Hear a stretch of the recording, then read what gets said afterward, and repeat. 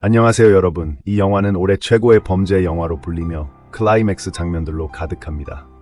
영화는 예상치 못한 전개로 계속해서 반전을 거듭하며 관객들을 놀라움에 입을 다물지 못하게 만듭니다. 영화 전체에서 마지막까지 살아남는 사람은 단 한 명뿐인데 누구일지 짐작하시겠어요? 이야기는 1970년대 미국 서부의 외딴 주유소에서 시작됩니다. 이른 아침 한 남자가 자신의 차에 기름이 거의 떨어진 것을 발견하고 자신의 작은 노란색 차를 몰고 주유소에 도착합니다. 하지만 주유소 주인은 죄송하지만 기름이 다 떨어졌고 반경 수백 킬로미터 이내에 다른 주유소도 없다고 알려줍니다. 주유소 주인은 그에게 옆에 있는 식당에서 휘발유 탱크 트럭이 올 때까지 기다리라고 권하지만 그는 자신의 차에서 기다리기로 합니다. 그 후 그는 식당 앞에 차를 세우는데 식당 간판에는 이렇게 쓰여 있습니다. 저희 황금 사과 파이는 여러분을 죽도록 매료시킬 것입니다. 이때 경찰차 한 대가 나타납니다. 알고 보니 보안관이 아내를 직장에 데려다주는 길이었습니다. 아름다운 그의 아내가 바로 그 식당 주인입니다. 보안관은 그 남자에게 가볍게 고개를 끄덕이고 라디오에선 70만 달러를 훔쳐 달아난 두 남자가 파란색 차를 타고 도주 중이라는 뉴스가 흘러나옵니다.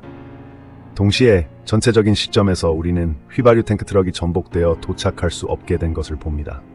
잠시 눈을 붙인 후 식당이 문을 열기 시작합니다. 배는 고프지 않지만 안에 들어가 아름다운 주인을 보는 것도 나쁘지 않겠죠. 작은 상자를 든 남자가 식당 안으로 들어갑니다. 그는 오늘의 첫 번째 손님이고 주인은 막 청소를 끝내고 나와 그에게 인사를 합니다. 그는 커피 한 잔을 주문하고 주인과 이야기를 시작합니다.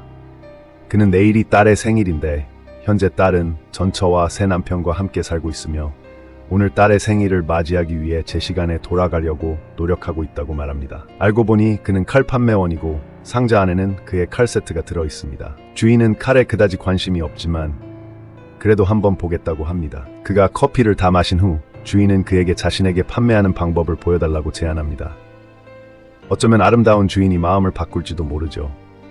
주인은 또한 그에게 딸의 생일 선물로 황금 사과 파이를 사가라고 설득하고 결국 성공합니다. 아직 시간이 좀 남아서 그는 신문을 꺼내 십자말풀이를 하며 시간을 보냅니다. 이때 또 다른 차가 주유소에 들어옵니다. 차에 탄 두 젊은이는 주유를 하러 왔지만 탱크 트럭을 기다려야 한다는 말을 듣고 근처에 차를 세웁니다. 이 차가 바로 은행 강도들의 망가진 차입니다. 이 두 녀석은 더위를 식히려고 식당에 들어가 커피를 마시려고 합니다. 하지만 키 큰 강도는 사람들에게 알아볼까봐 걱정되어 동의하지 않습니다. 하지만 키 작은 강도는 고집을 부리며 식당 안으로 들어갑니다. 안으로 들어가 보니 식당 안이 차 안보다 더 덥다는 것을 알게 되고 물어보니 식당 에어컨이 고장났다고 합니다. 이때 칼 판매원은 강도들의 차를 보고 방금 들어온 두 사람이 악명 높은 은행 강도라는 것을 알아차립니다. 그는 떨리는 목소리로 주인에게 이 사실을 알립니다. 이 말을 들은 주인도 당황하지만 그들을 자극하지 않기 위해 그에게 계속해서 자신에게 칼을 파는 척하라고 부탁합니다. 하지만 그들의 목소리가 너무 작고 수상쩍어 키 큰 강도는 금세 경계합니다. 주인은 재빨리 전화부스로 들어가 남편인 보안관에게 전화를 겁니다. 하지만 이때 보안관은 배 모형을 찾느라 정신이 팔려 한참 만에 전화를 받습니다. 바로 그때 키 큰 강도가 뒤에서 나타나 총을 겨누며 주인에게 전화를 끊으라고 합니다. 보안관은 전화가 끊기는 소리만 듣게 됩니다. 틀렸어요. 주인은 강도에게 남편에게 전화를 걸었을 뿐 남편이 보안관이라는 말은 하지 않았습니다. 하지만 계속되는 추궁에 못 이겨 주인은 그들이 은행 강도라는 것을 알아봤다고 실토합니다. 이 말을 들은 키 큰 강도는 화가 나서 주인의 목을 졸라 기절시킨 후 전화선을 끊고 그녀에게 칼 판매원 옆에 앉으라고 합니다. 강도는 주유소에 우체부가 오는지 묻습니다. 주인은 옆에 있는 호텔에도 우편 서비스가 있어서 호텔에 있는 우체부가 여기까지 올 필요가 없다고 말합니다. 키 큰 강도는 두 사람에게 얌전히 있지 않으면 총을 쏘겠다고 협박합니다.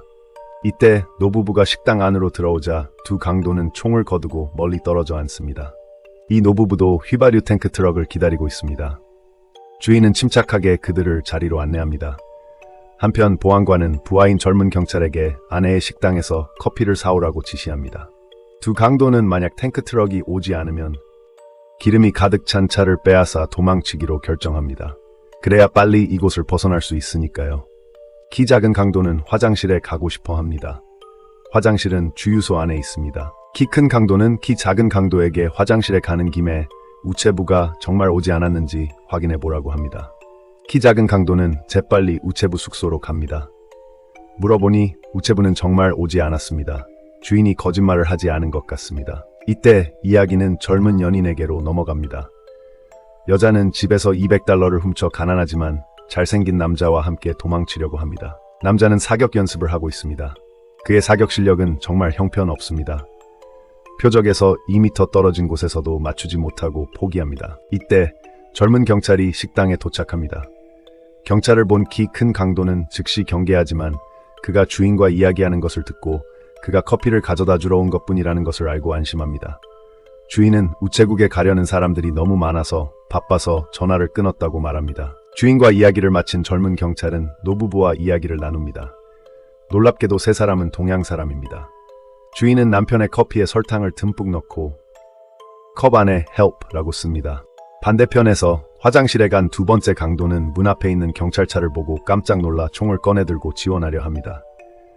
그가 천천히 문 쪽으로 다가오자 칼 판매원은 그를 보고 총격전이 벌어져 자신에게 불똥이 튈까봐 걱정하며 황급히 고개를 저으며 식당 안은 아무 일 없으니 경솔하게 행동하지 말라고 신호를 보냅니다.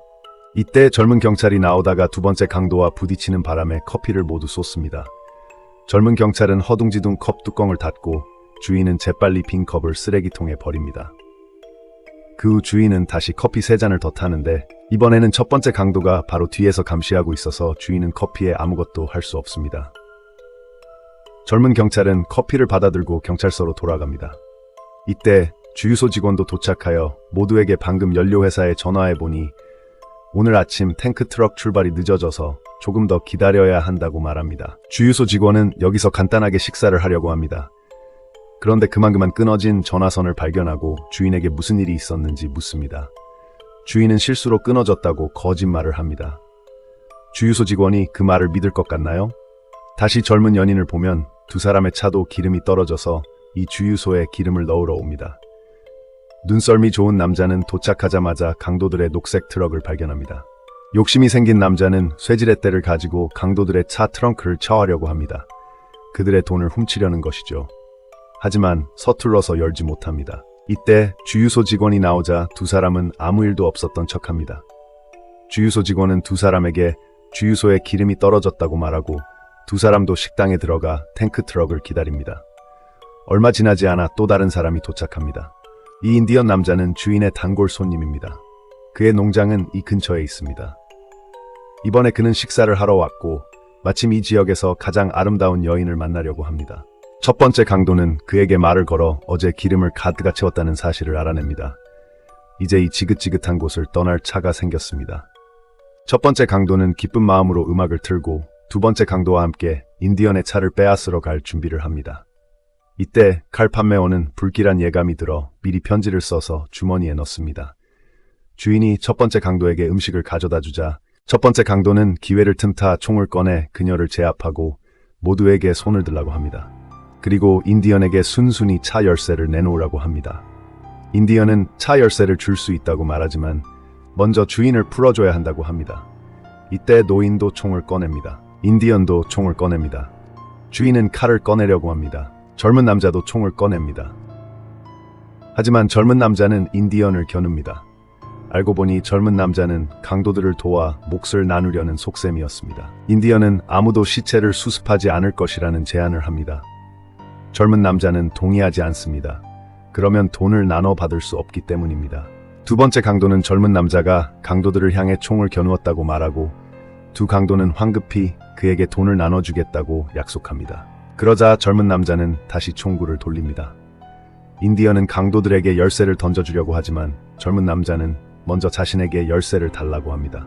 첫 번째 강도가 동의하지 않자 주인은 행동을 개시하여 첫 번째 강도에게 칼을 꽂습니다.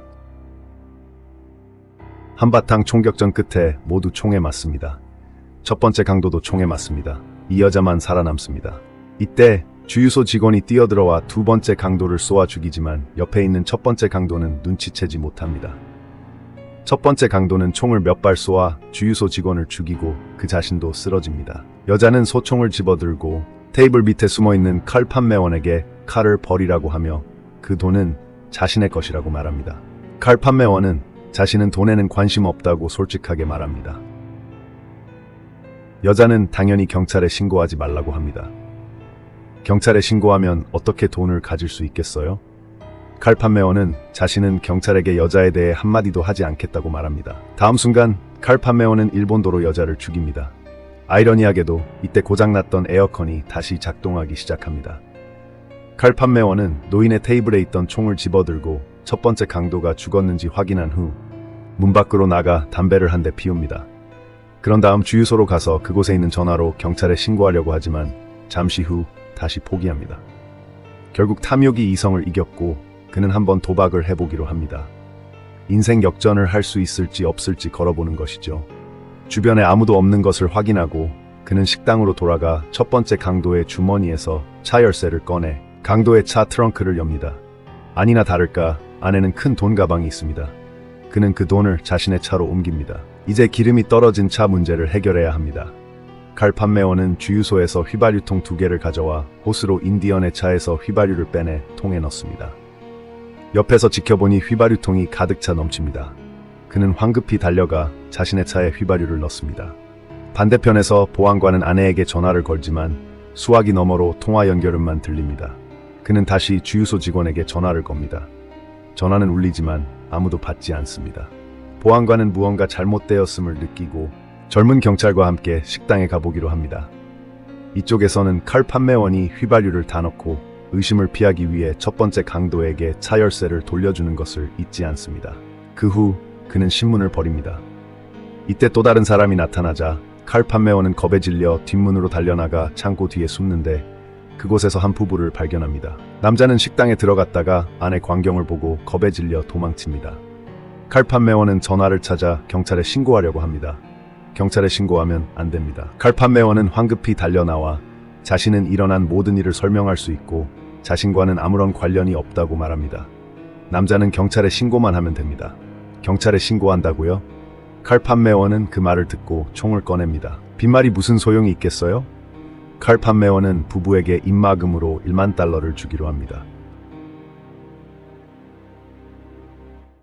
여자는 이 돈을 받을 수 없다고 말합니다. 칼 판매원은 그 말을 듣고 자신이 바로 은행 강도이고 식당 안에 있는 사람들은 모두 자신이 죽였다고 거짓말을 하며 두 사람의 신분증을 요구합니다. 만약 두 사람이 경찰에 신고하면 그는 두 사람을 끝까지 추적할 것입니다. 말을 마친 그는 두 사람을 협박하려고 총을 쏘려고 하지만 총이 걸린 것을 발견합니다. 남자는 기회를 틈타 달려들어 칼 판매원과 몸싸움을 벌입니다. 총이 발사되어 여자를 맞추고 여자는 그 자리에서 즉사합니다.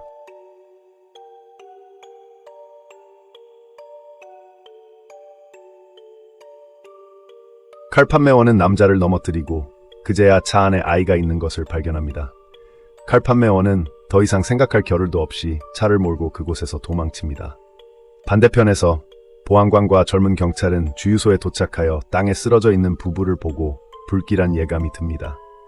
보안관은 황급히 식당으로 달려가 아내의 시신을 보고 그녀를 껴안고 흐느껴옵니다. 보안관은 여자의 시신에 주목하고 강도들의 차를 보고 이 모든 일이 은행 강도 사건과 관련이 있다는 것을 깨닫습니다. 보안관은 문 밖으로 나가 땅에 떨어진 휘발유 자국을 보고 차 안에서 아이를 발견하고 아이를 젊은 경찰에게 맡깁니다. 그리고 열쇠로 강도들의 차 트렁크를 엽니다. 아무리 찾아도 은행에서 훔친 돈은 보이지 않고 누군가 돈을 가져갔다는 것을 알게 됩니다. 젊은 경찰은 아까 노란색 승용차가 여기에 주차되어 있던 것을 기억해냅니다. 보안관도 아침에 아내를 식당에 데려다 줄 때 칼 판매원을 봤던 것을 기억해냅니다. 지금 사라진 차는 그의 차뿐입니다. 보안관은 경찰차를 몰고 뒤쫓습니다. 다시 칼 판매원을 보면 차를 얼마 몰지 못하고 기름이 바닥나서 길 한가운데서 멈춰서 버립니다. 차에서 내려보니 길에는 기름 자국이 엉망으로 나 있었습니다. 바로 그의 차 연료관에서 새어나온 기름이었죠. 알고 보니 아까 총에 맞아 연료관에 구멍이 난 것이었습니다. 칼 판매원은 크게 욕을 하며 돈을 들고 도망치려 했지만 언덕 아래로 굴러 떨어진 휘발유 탱크 트럭을 발견합니다. 운전사는 이미 죽은 것 같았습니다. 칼 판매원은 트럭 지붕 위로 올라가 상황을 살펴보려 합니다. 이때 보안관은 길에 난 기름 자국을 따라 칼 판매원의 차를 발견합니다. 차 안에는 아무도 없었고 트렁크에 있던 칼 상자에는 칼 한 자루가 없어져 있었습니다. 보안관은 칼 판매원이 돈을 훔쳐갔다는 것을 알아차립니다. 총을 들고 언덕 아래로 내려간 보안관은 칼 판매원을 발견합니다. 칼 판매원은 그 모습을 보고 황급히 탱크트럭 뒤로 숨습니다. 칼 판매원은 간단하게 사건을 설명하며 자신은 돈만 가져갔을 뿐 그 외에는 아무 잘못도 하지 않았다고 말합니다. 보안관은 칼 판매원에게 여자의 가슴에 있는 칼과 차 안에 있는 아이는 어떻게 된 거냐고 묻습니다. 칼 판매원은 설명할 수 없다는 것을 알고 땅에 묻은 기름에 불을 붙이고 도망칩니다. 보안관은 총을 쏘아 칼 판매원을 맞추고 곧이어 탱크트럭이 폭발합니다. 칼 판매원은 돈 가방을 들고 몇 걸음 걷다가 미리 써둔 유서를 꺼내 그대로 쓰러져 죽습니다. 공포의 주유소는 2024년 5월에 개봉한 미국 범죄 스릴러 영화로 신인 감독 프랜시스 갤럽이 연출했습니다. 그의 장편 데뷔작이지만 영화의 스토리 전개 속도가 매우 뛰어나 관객들의 호기심을 자극하며 다음에 무슨 일이 일어날지 궁금하게 만듭니다. 영화는 마지막 순간까지 긴장감을 유지하며 세부적인 부분까지 꼼꼼하게 다듬어져 있고 각 인물의 행동 동기 또한 상당히 설득력 있습니다. 칼 판매원은 영화에서 가장 냉철한 인물입니다. 두 강도가 식당에 들어오는 것을 본 후 그는 그곳을 안전하게 벗어나고 싶어 할 뿐입니다. 그는 강도들과 손님들 사이에 식당에서 충돌이 일어나는 것을 가장 두려워합니다. 젊은 경찰이 커피를 가지러 왔을 때 얼마 지나지 않아 화장실에 있던 두 번째 강도는 젊은 경찰이 자신들을 잡으러 온 줄 알고 문 앞에서 총을 들고 지원하려고 합니다. 이를 본 칼 판매원은 두 번째 강도에게 고개를 좌우로 저으며 식당 안은 아무 일도 없다고 신호를 보냅니다. 칼 판매원은 이 강도가 경솔하게 행동하여 젊은 경찰과 총격전을 벌이면 자신도 피해를 입을까봐 매우 두려워합니다. 목숨을 부지할 수 있을지조차 알 수 없는 상황에서 젊은 경찰이 떠나자마자 인디언이 식당에 들어옵니다.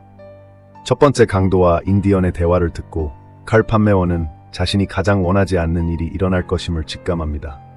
강도들이 인디언의 차를 빼앗으려는 것이죠. 만약 두 사람 사이에 충돌이 발생하면 자신은 빠져나가기 힘들 것이라고 생각하고 황급히 딸에게 유서를 씁니다. 영화에서 가장 어둡고 코믹한 부분은 거의 모든 사람이 총을 가지고 있는데 칼 판매원만 총이 없다는 것입니다. 그는 두려움에 떨며 테이블 밑에 숨을 뿐입니다. 한바탕 총격전 후 여자와 칼 판매원만 남습니다. 여자가 쏜 총알이 빗나가자 칼 판매원은 자기 방어를 위해 일본도로 돈을 빼앗으려는 여자를 찔러 죽입니다. 이때 칼 판매원은 유일한 생존자입니다. 경찰에 신고만 하면 이 위기를 벗어날 수 있습니다. 하지만 결국 그는 탐욕을 이기지 못하고 지금 혼자뿐인데 이 기회에 한몫 챙겨 인생 역전을 해보는 게 어떻겠냐는 생각을 합니다. 그러나 사람이 꾀하는 일은 하늘의 뜻대로 되지 않는다고 한 부부가 나타나 그의 계획을 망쳐버립니다.